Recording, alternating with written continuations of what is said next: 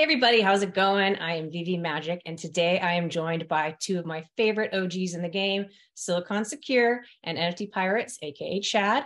Thanks, fellas. It's been a minute, right? A minute. Yeah. Oh, happy to have you on and have a formal interview with Chad on my channel for the first time. This is the first time? Yeah, you First jumped on a time. stream that you and I did once on the beach. Oh yeah. But this is our first actual sit down together, and I feel like I haven't talked to you guys in forever, so I'm happy we're here today. Yeah, thanks for having us. Yeah. So how's it going? What's new?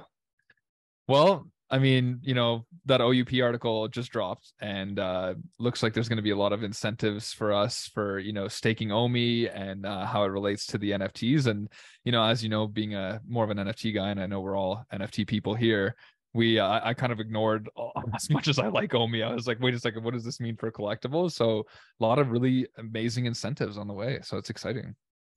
Yeah, it's good to see action in OMI and the market's kind of moving up a little bit over the last few days with the VeVeVerse announcement, that David you gave. And so we're all excited for Anaheim. Everyone's sort of focused on that. I think everyone expected this to happen at San Diego Comic-Con last year. But that kind of flopped, right? So this decon event apparently is going to be huge. It's going to be big. We're excited. And then there's Disneyland involved. We're going to hang out with the founders and party, go to the disco. I might even pull out my lightsaber and play with that, and just let's go. Battle. That's sick. You got to build one of these when you go, Chad. You got to go to the lightsaber workshop. All right, a question for you too. In a battle between lightsabers from David Yu and Dan Crothers, who's your money on? My money's on, well, I would say if it was just up to physical, it would probably be Dan. But David Yu probably knows the dark side and read the comics and has a history, so you might just pull out the secret crystal, and then he's probably gonna win. I echo what Silicon said. I don't think he said anything better, especially using the force of the dark side. So yeah, I imagine David going for the ankles. Yeah. All right, well, so I just came back from Disney World, so I kind of wanted to focus some of our conversation on Disney, and I'm going to share first some of the stuff I got. Ooh. So they have magic bands at Disney World, which you can use for basically everything. If you're staying at the resort, it's your room key. You can charge stuff to it. It's your entry and exit. If you get, this is a Magic Band Plus. These are the ones that are now interactive with the statues and some of the shows. So they just brought back Fantasmic, and I saw a video of somebody, and there's water show and color in the background, and it's synced with the colors. So your watch will, or your band will do the exact same colors that are being shown. So it's kind of fun and cool. And then it vibrates from time to time. I couldn't figure out why it kept vibrating at me, and it was letting me know that I was passing a golden moment statue. Wow. So it's hey, there's one here if you want to go activate it and see what it does. So while we're talking about that, I'm going to share my screen so you guys can see some of the interactions I did with the golden moments. And I want to get your, kind of feedback and initial response off of that. So let me share my screen. Exciting. I'm excited. Watch this. Let's go.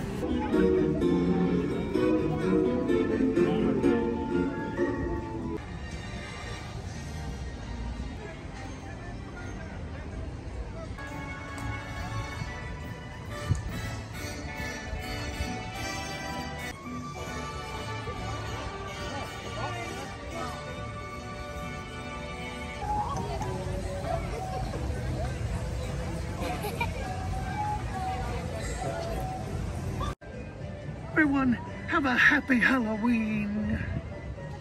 So the interesting thing is, there's still definitely glitches. The ones at Hollywood Studios, that was R2, BB-8, Edna, and Frozone. Those didn't work at all. And we actually asked a cast member about it, and he said basically like they kind of work 50% of the time. And I was like, oh. Yeah. And then you'll notice in some of them the kind of like spooky music. So they did like Halloween overlays. And then the last one is Winnie the Pooh saying, you know, everyone have a happy Halloween. So it's kind of cool that they changed it up. I have a feeling they'll do something similar for Christmas. Yeah, but what's kind of your general feelings about that? I can go first. Yeah, I think it's Disney doing what Disney does with Imagineers and making things magical. You know, because think about it. If like when Disneyland first opened, they had that kind of capability, people would be like flocking from all over the world to just come check it out. So Disney's always made the experience, pretty awesome. I can easily see that going into, like you said, different ride features or different, just tying right in. Maybe you tie your Magic Band to your VeVe account and you register it, and now it knows all the NFTs you have in that account. And maybe you activate some special stuff. Like that'd be pretty dope. So yeah, I think Disney's just continuing to push the boundaries of what they see as a magical experience, and it's good to see that they're doing that, because that gives me more excitement about what's possible in the future. So it's funny that that's exactly what my idea was as well, is that like if you're actually holding that NFT that you have the golden moment of, that you would be able to like activate some kind of unique feature, something that nobody else could see or do, I think would be really like incredible. And I think the other piece to this for me is like you're slowly starting to see now this new kind of integration with some of the technological advances that we're making. So, when augmented reality becomes more mainstream, like, potentially that's not just like a sound automation. That could be like a whole, new animation that you're seeing in your world, right? And in your augmented reality with your kids and what have you. So I think it's, it's pretty exciting, to say the least. And I've only been to Disneyland once, but I'll never forget that feeling. Like to this day, I still have like this nostalgia, and it's almost like opened up a new part of my brain to be like, oh, like the world is so beautiful and it could be so happy. And it's like, whatever they have done, their Imagineers, like it's just insane. It's insane that kind of what they've created. Yeah, I was surprised about like the glitching, but at the same time, that's just showing how, I mean, the Magic Band, this working with the golden moments hasn't even been available for a year yet. I want to say it's maybe like 6 months that they've been interactive. So, it's showing that the tech here is new. But, I enjoyed interacting and learning more about it, because it just gets my brain thinking like, what are the next steps? And it's showing kind of where they're going. And just within the last week or two, Magic Bands have now for the first time been introduced to Disneyland. Disney World has had bands for quite some time, but the Magic Band Plus is new on that side. And so now Disneyland has them. And so I'm like, are they going to let me, because they operate very differently, right? They're very different parks. And I was like, okay, I paid, I don't know, 20, 40 bucks for this. Am I going to be able to use it now at Disneyland? And I went onto my app and I was able to sync it. So even though I bought this for Disney World, I can now also use it at Disneyland, which is awesome. It's kind of interoperable. And yeah, it's just a new way that they're pushing to, go paperless. And they had these tickets. Eventually, I think we won't have tickets. You'll probably have to either have your app or a Magic Band. But they have these celebration park tickets. And I actually, even though I had the Magic Band, I actually wanted them as souvenirs. I thought they were going to be paper, but they're actually, like a credit card or a hotel key card. And I even went the extra length and said, can I get a different one each time? So I'll show you guys all of them. Wow. And do you have them all now? Or I don't think I have them all. Yeah. Wow. That's cool. That's crazy. You got to frame those up. I know. I should put them like on a shadow box or something, put them on the wall, because they're kind of cool. But this is the kind of stuff that, I'm learning more and more from David and his collecting, that, these things are, people are probably just tossing these in the trash, right? But these are, the 50th anniversary celebration cards. And so they could be valuable at some point in the future, maybe not, but regardless, they're great for historical sake. Well, they're valuable to you. Yeah, absolutely. So I'll show you a couple other things. This was from the Halloween party. It's just like the park map, but it has the date on it and everything. And then they gave away, these are the bags for doing the trick-or-treating. And dude, it's so funny because at Disneyland, they use their Halloween party, the Oogie Boogie Bash, for like mass marketing of Disney Plus is what I noticed a lot. And at Disney World, it's all about this 50th celebration. I mean, there's not really even any ads on this.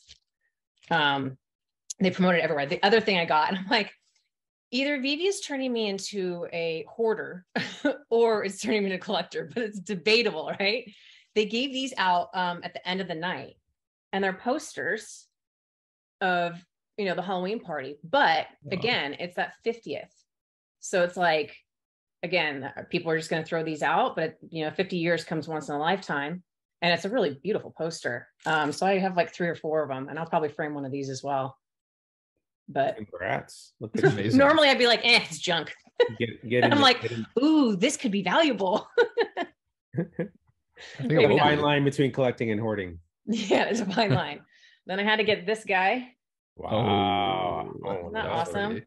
You should have called me for that one. I know I should have. I'm sorry. Thought about it too late. Then I was in Tokyo at Epcot. And I found these guys. Oh, that's sick. Now you got. They were the only ones. I bought both of them because there was only 2 left. They had other characters, but they were the only Pikachus left. That's crazy. And I love that they're this color because I think it would look so cool with Al's signature in black on here. Oh yeah. So I'm hoping I get to see him. But yeah, this is like a 25-year. I don't know much about Pokemon, honestly, but it's like a 25-year thing. So I thought they were really cool. I'd never seen them before. Nice. So crazy.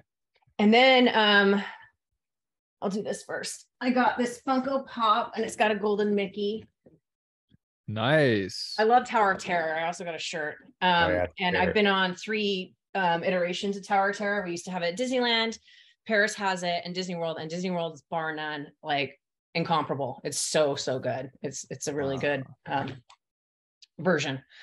And then I've already bent the page. This I found at the grocery store. No way. And I thought this was really cool. That is. And I got 2 of them. I actually meant to go back. I was going to do one as a giveaway, and I completely forgot. I just, you know, got focused on other things, so I never made it back to get another one. But the whole magazine is all stories, history, just really awesome stuff. Wow, amazing. So then, yeah, that's a 50th celebration thing too. I mean, 50th was everywhere. Everywhere you went there. So yeah, it was really interesting to do the comparisons. People are always asking about comparisons between Disney World and Disneyland, and marketing wise, the 50th celebration was huge, which I'm curious to see what they're going to do with the 100 years that we've got coming up. What are you guys kind of like thinking about or hoping for with VeVe and the 100-year celebration? Because they have to do something, right? It's going to be big. Oh yeah. Collect those mints. Yeah. You know, it was interesting that, like, you know, you're talking about this because I was recently had this conversation with Sean from Comics and Crypto, and we're saying we're at the most unique point in history right now because we're literally at the precipice of change between the physical to the digital world. And at the same time, all this valuable, you know, digital IP is coming out, and it's the first appearances and all that stuff. And then at the same time, the physical production is slowing because it's, you know, more inexpensive now to kind of transition over to the digital. So you see like all these companies kind of, so we're at this really interesting point. And I think, like, you know, for the 100-year to coincide with this kind of transition, I think is pretty epic. So I think, like, you know, we could see some massive, you know, NFTs kind of pouring out of this, you know, for the long run. So I think it's just people are kind of underestimating the transition right now. I think it's a once in a lifetime event. So it's pretty crazy that we happen to be here at the exact moment. Yeah. What about you, Silicon? It's magical. What are you hoping to see? What are you hoping like drops or magical?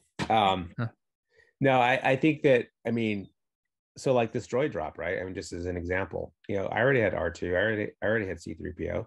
but now he's talking. Now he's animated. He's spinning around. I'm like, yeah, I gotta get one. So it's just they keep the momentum going. VeVe keeps that momentum going. They have all the Disney IP, so I expect big things to continue to drop on VeVe. And maybe it's the someone mentioned this somewhere, and I don't even know where. I've been on too many spaces, but maybe R2 puts out his little projector and does something, right? And Princess Leia's out there talking. I mean, who knows? But I'm gonna want that one too, right? So yeah, they've got the art down. The quality is amazing of these NFTs. I'm looking at Darth Vader again. I'm looking at just some of the pictures people are posting. Amazing stuff with Darth and with the droids. Specifically, for me, it was R2 that got my attention. I was able to make a matching mint set, so people are going to want to collect all kinds of different ways.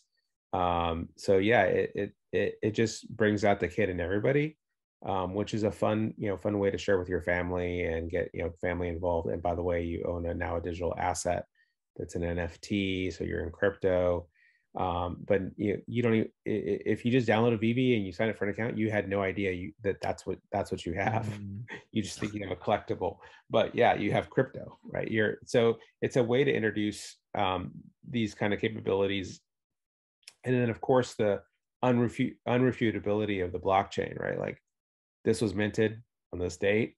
This is the mint number you got, right? Or at least I know they're still trying to figure out like the mint number on the blockchain versus the VeVe collector number. I think everyone is valuing everything off of the VeVe collector number or this number the VeVe shows.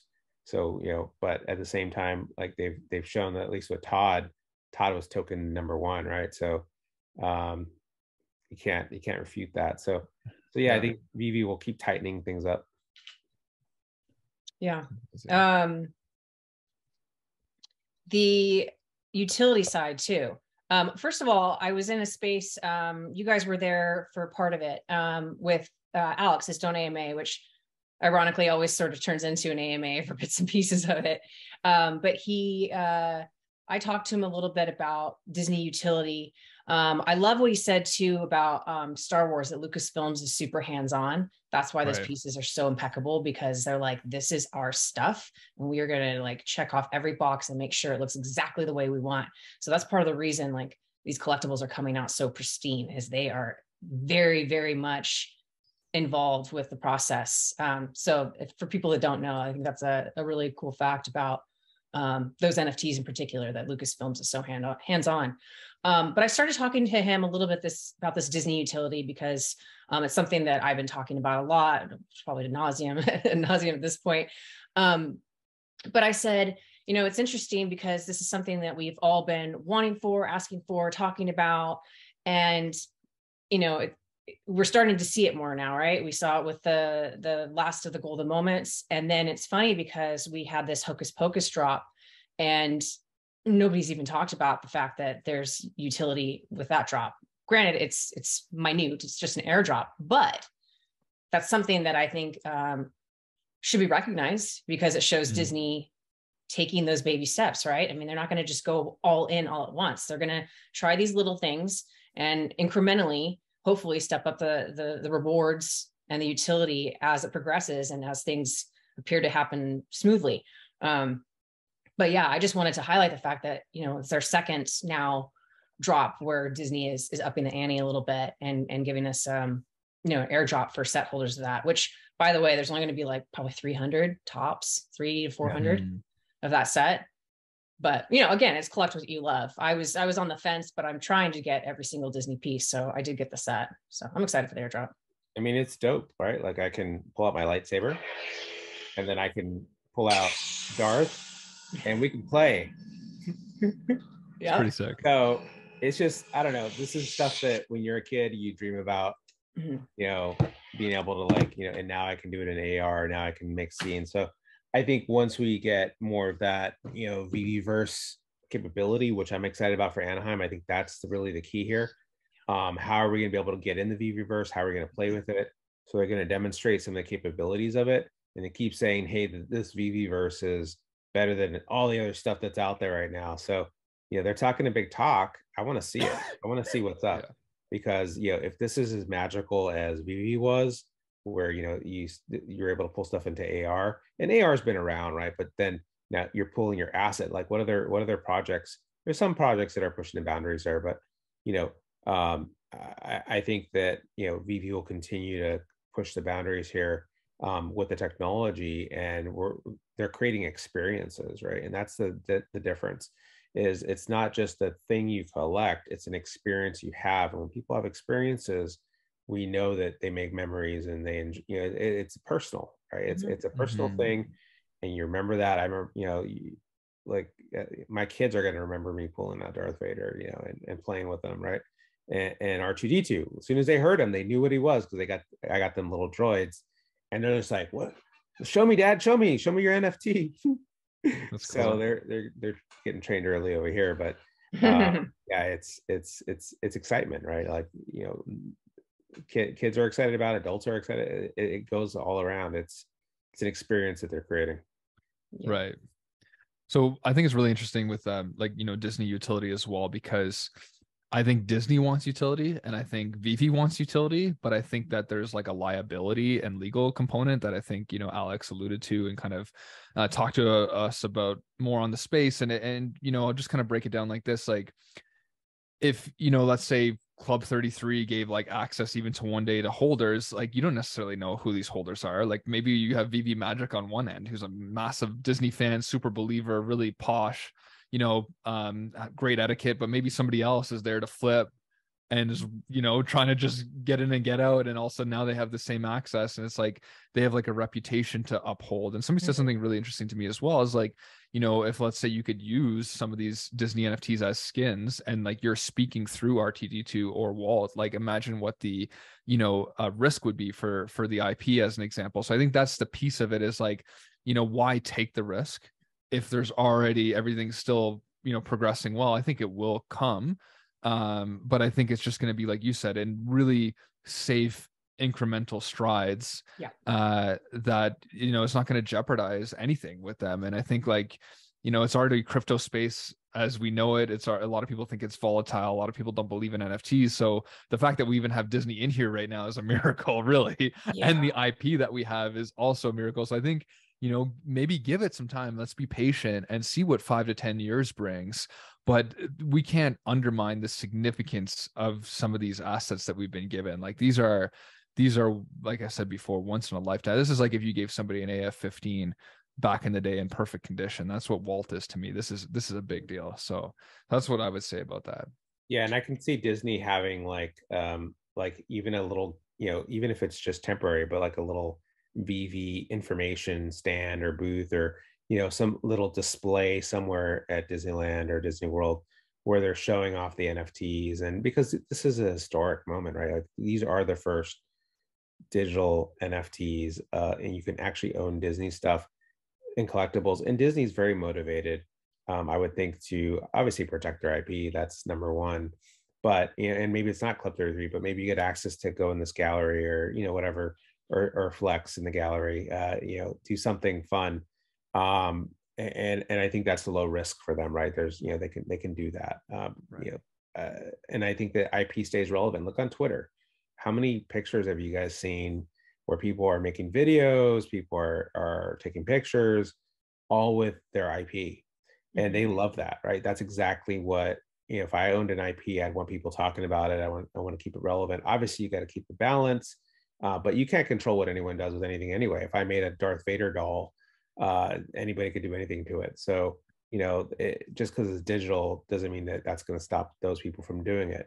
But I think that it definitely keeps their IP in the conversation, whether they see it as good or bad. It still keeps, it's like even bad news is good. Yeah. You know what I mean? Like keeps you relevant in the press, so to speak. So here we are making videos talking about it, again, keeping them relevant. And then every time these things trade, they get a cut, right? So it's, if I sold those things that you bought, Magic, like they're not going to get another cut of that, right? But on VeVe, every time something's bought and sold, and maybe maybe the controversies are good, because ups and downs means a lot of activity in the market, means more money that wasn't there before, and that they weren't really accounting for before. You do one project and that's it. It's almost like a movie for them, where they get the revenue from the replays, if that makes sense, from the action in the market. So it's a lot bigger, and I think that they're going to keep pouring IP in here, and people are going to keep buying IP because they love the IP. Yeah, I was talking to Sean earlier today because from Comics and Crypto, because he and I are very strong believers in the Disney utility and wanting to see where that goes and help share ideas and everything for the community and for Disney and VeVe. And he listened to that space as well and was very excited. And he said, they hired this NFT Web3 lawyer to figure this stuff out. I mean, that made news, right? That they're hiring so much in the space, and it's because they are taking this very, very seriously. But it's going to be baby steps, and we're just going to have to be patient. I think we all need to remember, while this space moves extremely fast, that doesn't mean the brands and companies behind are up to pace and speed with us. I mean, they're figuring it out as they go too, because it's all new to them. So it's just going to take patience. It's pretty clear that these aren't Happy Meal toys, right? Like these are serious collectibles with a lot of thought and a lot of quality put into them. Mm-hmm.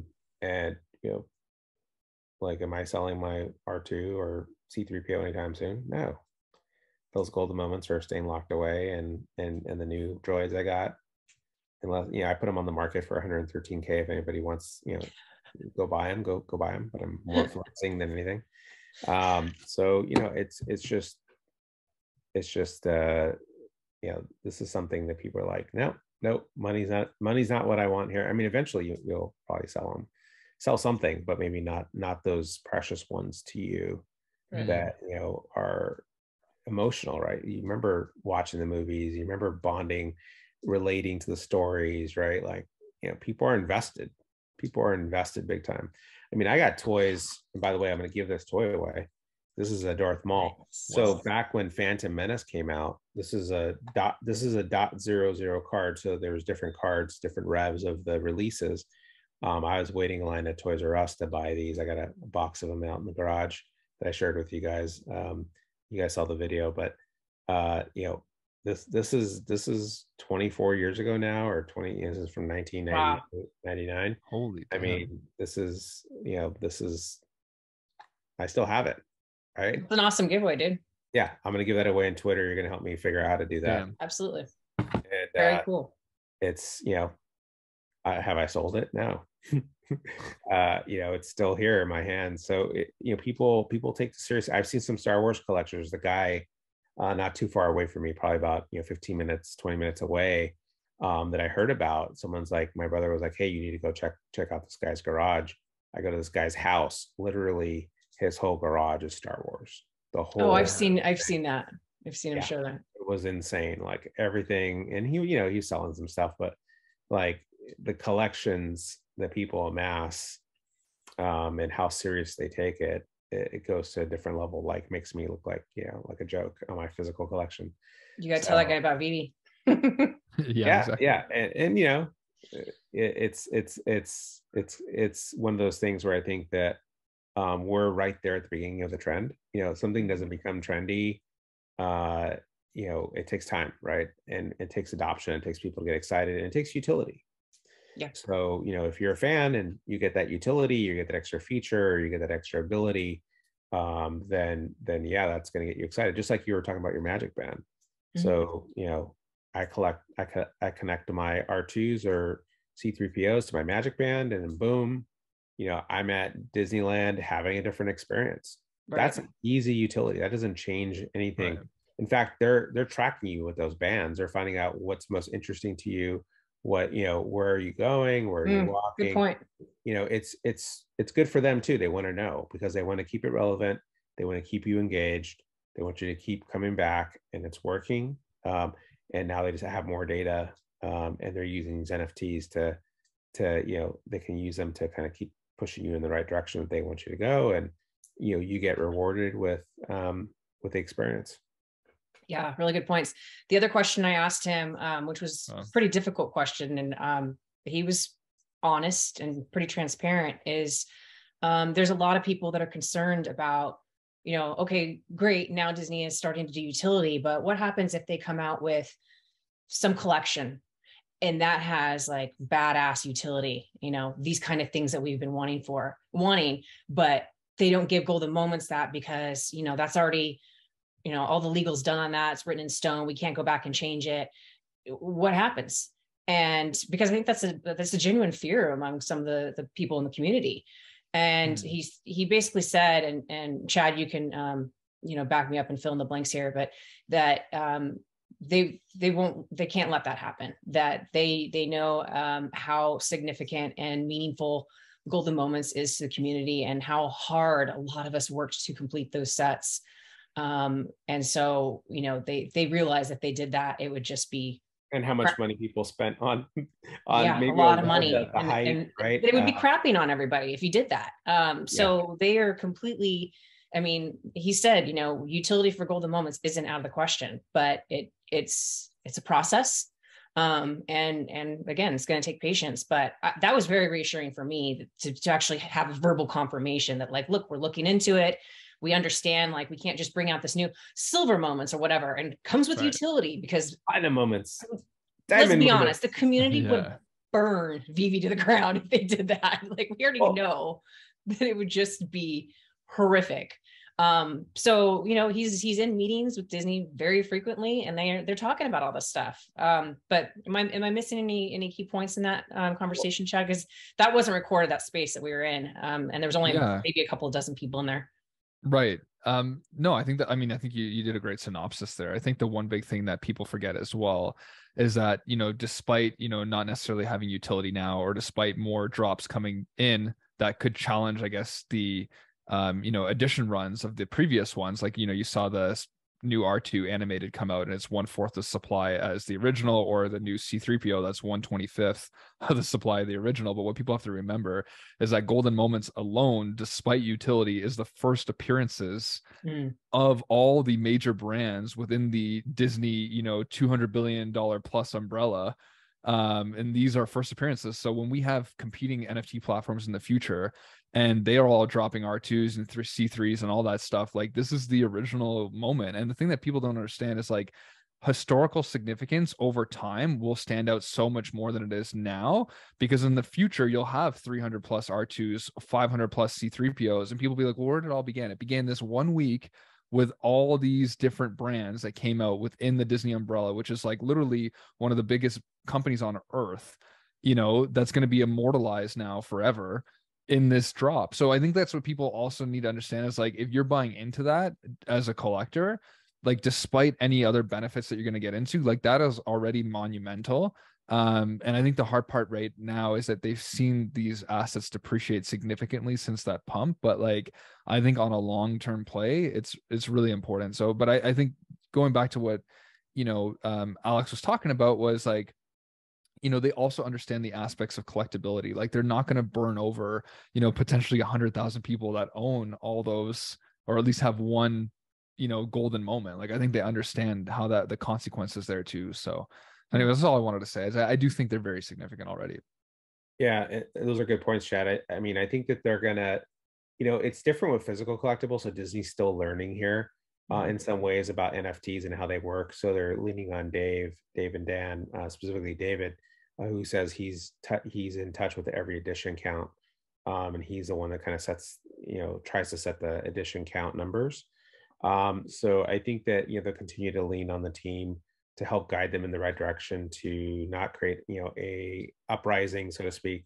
If you look at the Bat Cows, kind of similar kind of thing happened right recently with Superman. People thought, oh, I should have access to Superman. I had the first Bat Cow, and there's this whole thing about it, right? And now DC's kind of pausing the drops, and they're thinking about how they're going to do this. I think they said that the next couple of drops, they're not going to do anything special, but they're going to do something special in the future. So we'll see how that rolls out. But the fact that the community got them to pause is pretty amazing. And so as you're building something new, and as you're understanding how the market works, they're lucky to have someone, the team like VeVe, to help them kind of guide them in the right direction. And will there be mistakes? Absolutely. But as Chad mentioned earlier, those FAs are FAs. Those are the first on the blockchain. Those, that Star Wars set with C-3PO and R2, that's epic. And as more and more sets come out, like you said, 300, 400, or even just 10, those are commercials for the initial moments. So those golden moments, I still expect to be worth their weight in gold someday, personally. And it may not go to the general public. It may go to specialized collectors. So they may be harder to sell, but they're essentially museum pieces. They're artifacts on the blockchain of something, a moment in time that will never, you can't replace that. I don't care what the edition count is. That's the first one.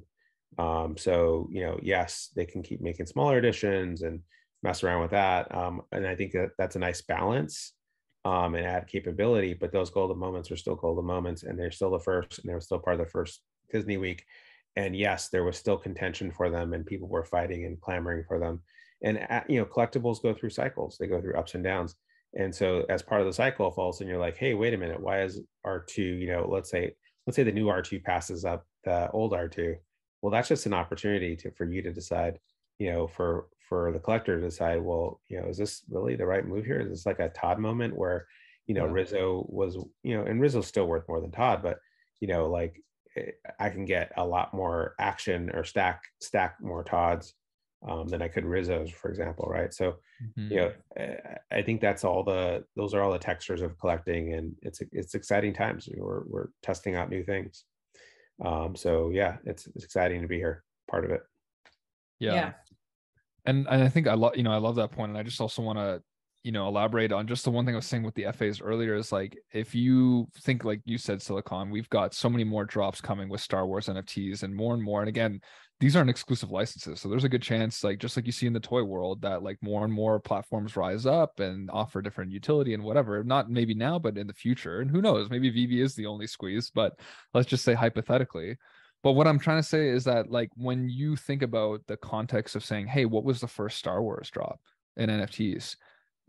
Like, it's going to be immediately on VeVe on this day with these two characters. And if you have like matching mints of those two for a collector, that's going to be way more significant than the scarce 100 mint Darth Vader on Recur in 7 years that, is challenging the other scarce ones. So I think that's what people don't understand. And there's a permanence to blockchain that there's not with utility. Like, utility could be, a company can come up with great utility for like 3-4 years, and then that's that. But like with blockchain and data, which is what this stuff is all built off of, like, that's not like when you go into a physical toy store and you don't know what came first, you don't know anything about the collect, you're looking at the materials, etc. But like, now it's all data points, and I think they're just going to play a bigger part into this whole ecosystem than people are realizing. So it's exciting. Yeah, I mean, you can even use NFT history, before VeVe, right? So VeVe got started because they saw the NFTs in 2017. The crypto kitties, or is it crypto kitties? Yeah, and the ETH rock and all that other stuff. Well, those are extremely valuable still. So because those are artifacts, right? Those are artifacts of NFTs. Those were the first NFTs. And just like, the first, well, people are like, well, why? Or, the price. And, this is a cycle. Things go up, things go down. It's collectibles. This toy I paid, I don't know, $8 for, who knows? And, it stayed lower than $8 for, probably a decade. And then, it slowly starts to creep up in value, right? And now 20 years later, maybe it's $40. And then, maybe another 10 years, it's $100, right? Because there's just none available. And you're talking about matching sets. I mean, that could feel impossible in the future. Right now, it's easy to do. We can do it, but it could literally be impossible, because once some of these things go into wallets that are like a Dr. Profit or a hardcore collector wallet, it's not coming back out, right? It's stuck in the wallet, and that person's going to want some leverage back on you when they want to do a trade. So I do see, I am waiting for that day. I'm surprised it's not here yet, but hopefully it comes soon, where I can sort of like say, oh, you've got a mint that I want, kind of like Monopoly, and I'll trade you this. Let me give you an offer. This or this, and 500 gems. And maybe I can accept that offer, and the transaction goes through on the blockchain. It's done. or maybe I can counter propose an offer, or I look at your collection and I see stuff. So yeah, we still can't even search like who has what mints like easily. I mean, it's on the blockchain, but like I'm talking about in the app and easy utility for that. So when you start seeing that kind of stuff and true collectors want to match up, like we're seeing people trying to match up mint numbers across, everything. That was happening early. I saw people trying to match up the same mint number across season one. One guy had like 60 or 70 of the same mint number, and not an easy mint number either, like hard mint numbers. So that's, again, it takes time. You gotta, this is a whole new world. This is collecting. Collectors will find all kinds of different ways to arrange and collect and complete sets and what they think are sets in their head, right? Because you could have, maybe I just want to collect all this mint number. I don't care what it is, as long as I have that mint number. It could be the ugliest thing on VeVe, but it's that number, right? Right. So, no, that's a freaking amazing point, like, that you make, because even now we're seeing a lot of these season one sub 100s like almost impossible to find. Like if you go look up like Joker, Nightwing, etc., like there was a 44 Nightwing there the other day for like $1,000, and now I think it's priced at like 6, but there's like only 2 sub 100 mints of Nightwing. And like the thing is, even for Todd, like you're talking like insane amounts of money. And then if you go, at that one point when VeVe only released the first, or only took the first 16, there was a lot of people walking around with number 17 mints. And so my point is like, even if it's a Marcelin, like in the VeVeVerse, if you're walking around with the number 17 Marcelin, like people are going to know that you're an OG, you're a pioneer, you're either rich, intelligent, or exceptionally sophisticated, and like you got in early, and like that's going to be a massive flex. And so it's going to be interesting too, because right now it's just like, oh, this is super popular, this is super great, but it's like history repeats itself. And what we see with a lot of these older things, like Silicon showed with this Darth Maul, is like, the older something gets and the more scarce it becomes and the harder it is to get, and it's locked up, lost. Think about all the bot accounts that might have gotten things back then that have been seized. Like, it's crazy. Yeah. So yeah, look at that. That's so sick. Yeah, it's an awesome giveaway. So to shift here and wrap things up, I know, Chad, you've got to get rolling here pretty soon.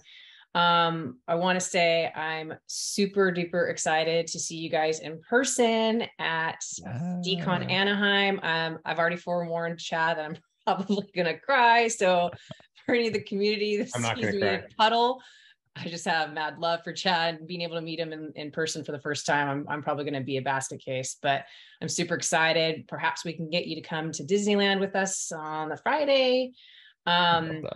It'd be cool to be tall, Chad, by the way. How tall are you? I'm 6'2". Yeah, okay. So I'll be looking up to you. Okay, cool. I feel like I thought you were like 6'3", 6'4". You look tall on the. No, I'm not that tall. I slouch here. Like, see, like this is me sitting up. Yeah, like yeah, you're tall. You know what I mean? Like I just like slouch because it's hard on the back here. Yeah, Magic's gonna be looking up to you too. So, and she's tall. Yeah, that's nice.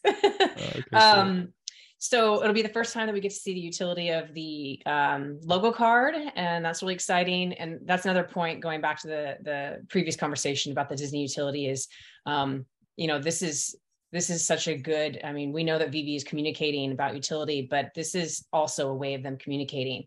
I mean, they're putting it into practice and saying, look, we're going to offer utility for something so you can see how much the people want this, what it does for the collectible. I mean, we obviously saw floor prices rise on the logo card, and that's on purpose, in my opinion, is that they're doing this to show brands like Disney and whoever else. There's so many brands. What can be possible? Like, let us show you, because we have full control over this, and you get a taste of what people want and what they like and how it's received. And that's going to push you even, that next step to like, okay, you're right, we got to get on this. Like, let's see what we can do. So I think that's really cool. I feel like that's part of the reason they did the logo card, honestly. Instead of New York Comic-Con, shots for everybody, it'll be show your logo for a shot. So what are you guys most excited for going in? For me, it's just to meet the community. Like, I think for me, like, people are telling me that it's much more powerful than, like, people actually want to connect. They know people, they see their influencers, or they like, there's like a whole element to it that I'm missing.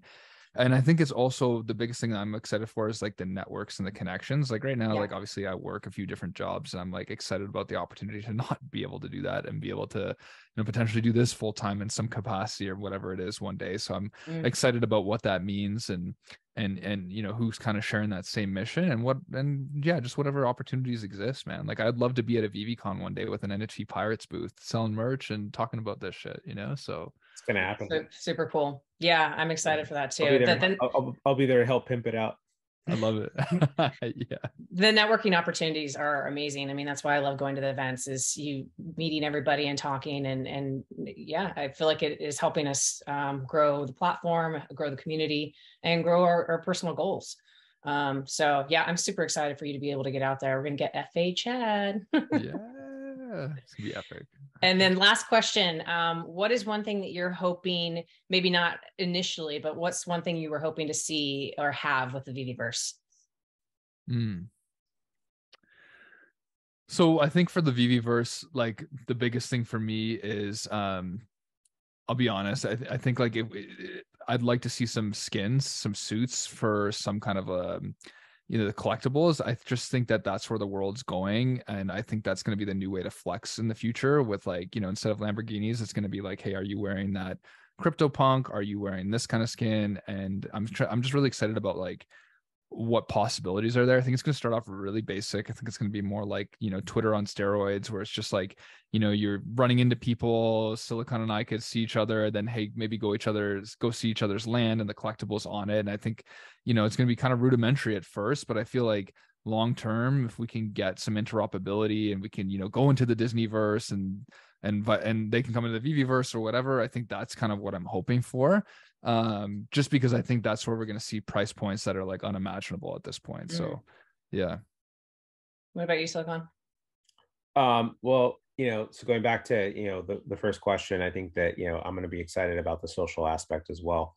I think that, VeVe NFTs, it's one of those things where I came for the NFTs and then I stayed for like a social experience. And that's something that I didn't expect. And I think, we've all experienced that in different ways. So it's excited to meet the fam. I was out there at DCon in April. That was cool. Smaller scale, but apparently, this is going to be 500 plus VeVe people, all hitting the booth, hanging out, geeking out. We'll probably be doing some interviews there, right? Talking with people, just having that physical experience, especially after COVID. It's exciting. And VeVe, sort of was an outlet for a lot of people, and still is. And there's community, and we all got to know each other pretty well. Especially like on Spaces, on YouTube and other places.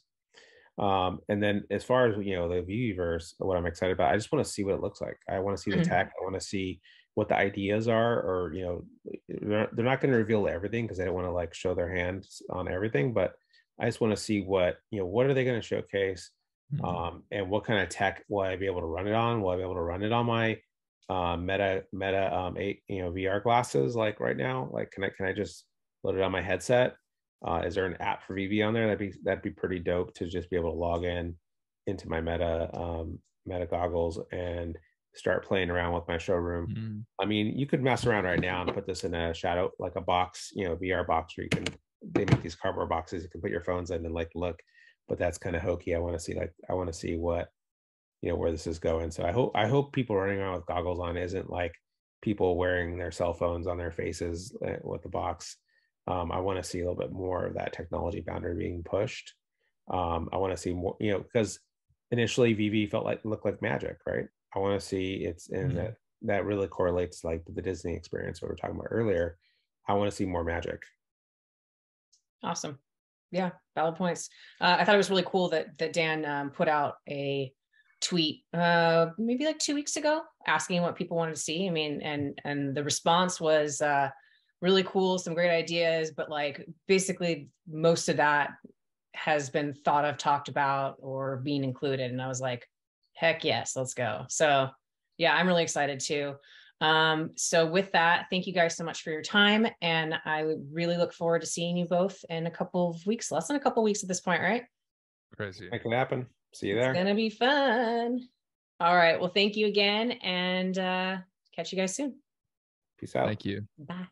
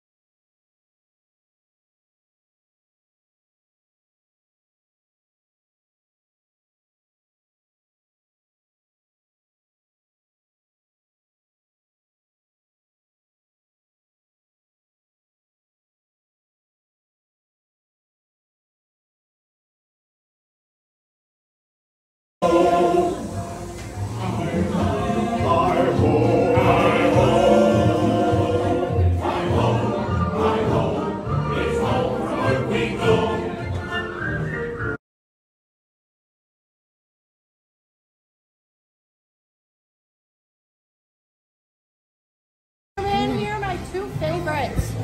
You look so cute. You're so welcome.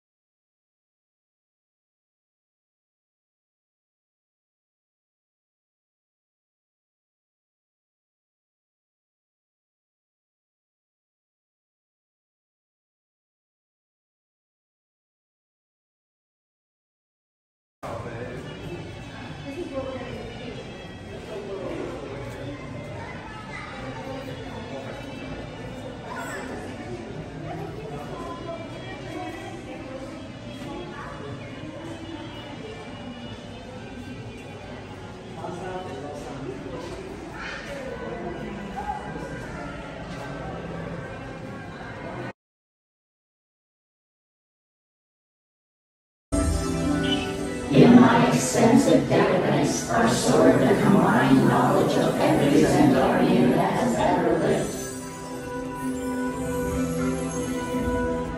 Recently, I have been learning so much more about you, Terrans.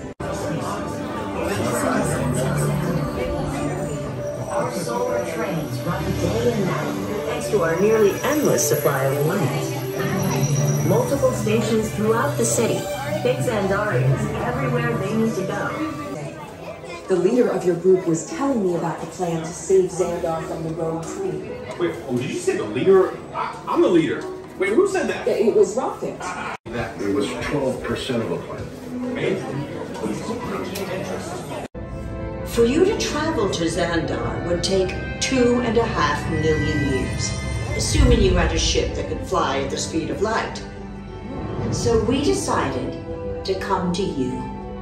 But even we could not have reached you so easily were it not for the Cosmic Generator, an advanced piece of Xandarian technology that creates jump points, artificial tunnels that act as shortcuts, linking distant points in space. It is our desire to share this wondrous technology with your people so that together we might explore new worlds and create a brighter tomorrow. And now, as the culmination of the wonders of Xandar, you will be teleported to a Nova ship above your planet for a demonstration of the Cosmic Generator. I trust you will find it an unforgettable experience.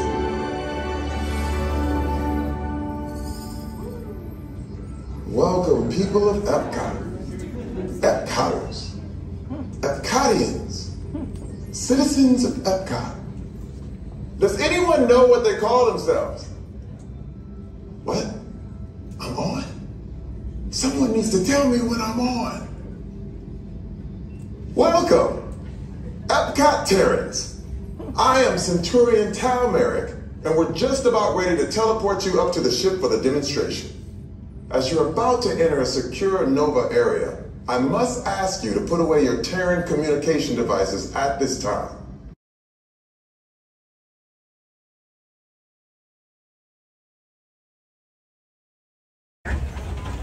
They will spend most of the day in the water like this, though, to avoid overheating in direct sunlight. At night, they'll walk many miles away from the riverbeds in order to feed. Our crocodile averages in at around 16 feet in length. They can eat up to half their body weight, or around 300 pounds, in a single sitting. Afterwards, they can go a few months without eating anything at all. This allows blood flow through to help them regulate their body temperature out here. Just behind the ancole cattle are the brindled wildebeest, named for that striping that runs down the sides of their neck. Now they're also known for their 18-inch prehensile tongues, and it leaves farther up in the trees. If you've ever seen a giraffe's tongue, it's a dark purplish color. And this is thought to be an evolutionary trait to help keep their tongues from getting sunburned 30 minutes in the day sleeping. This 30 minutes is split up into 5-minute increments throughout the day, and usually done while both standing up and with their eyes open. Because of this, you can rarely tell when the side giraffe is even sleeping at all.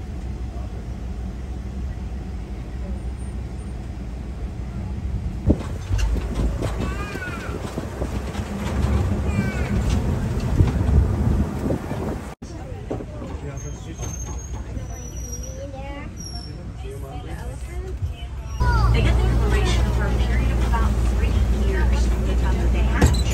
And this is based entirely on their own personal diet of brine shrimp.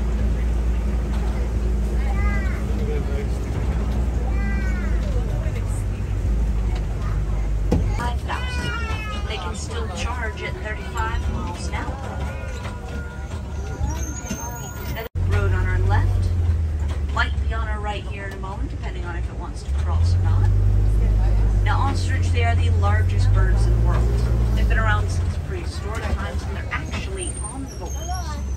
While their diet mainly consists of plant, likely start vocalizing. Line vocalizations, including sounds like chuffs and roars, can be heard up to 5 miles away.